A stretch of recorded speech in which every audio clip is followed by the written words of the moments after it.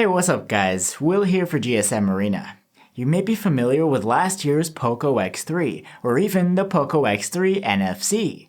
But now 6 months later, we have the Poco X3 Pro. How is this one an upgrade over the others? Let's go over its key features and find out.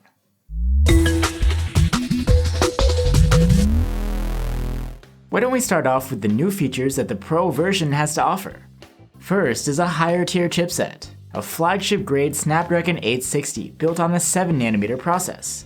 It doesn't offer 5G connectivity, but actual performance here should be better than on the Poco X3 NFC, which runs on a mid-range Snapdragon 732G. You can also get 6 or 8 gigs of RAM here, while the NFC has only 6. The cooling system seems similar though, with a copper heat pipe and graphite layers. There's really only one other difference here, and it's not quite as exciting. You have more storage on board, 128 or 256 gigs, and that's still expandable. So we've seen what's new. Now let's take a look at just how similar the Poco X3 Pro is to the lower tier models. You can tell even at first glance that the design is absolutely the same. You have a curved plastic back with a metallic finish and textured stripe down the middle, and a large Poco logo. The camera bump has that same wide shape, and the dimensions and even weight are identical here, down to the gram. The screen is the same too. It's a 6.67-inch LCD with a 1080p resolution and a punch hole for the 20-megapixel selfie cam. But instead of Gorilla Glass 5, this time around it's protected by Gorilla Glass 6. Otherwise, it hasn't changed. It has a super fast 120Hz refresh rate, so moving elements, like in the UI, look really smooth. And with a 240Hz touch sampling rate, this display is quite responsive too, with low latency. When we reviewed the Poco X3 NFC, we noted that the panel had some issues with ghosting and smearing when swiping around. Hopefully that's been addressed with the Pro version. For audio, you get a pair of stereo speakers, just like before. We expect them to be loud like on the Poco X3 NFC. There's also a 3.5mm jack for headphones here. And waking up and unlocking the phone is done with a side-mounted fingerprint reader.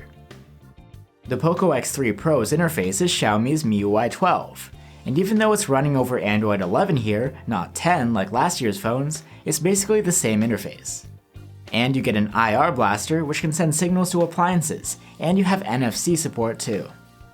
The Poco X3 Pro has a 5160 mAh battery, again like the X3 NFC. And we expect battery life to be really great here as well.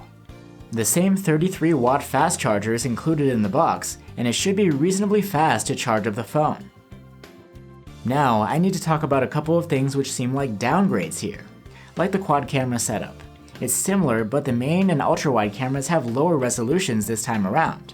There's a 48-megapixel quad Bayer main cam, an 8-megapixel ultra-wide camera, a 2-megapixel macro cam, and a depth sensor. We'll have to see how their quality compares to last year.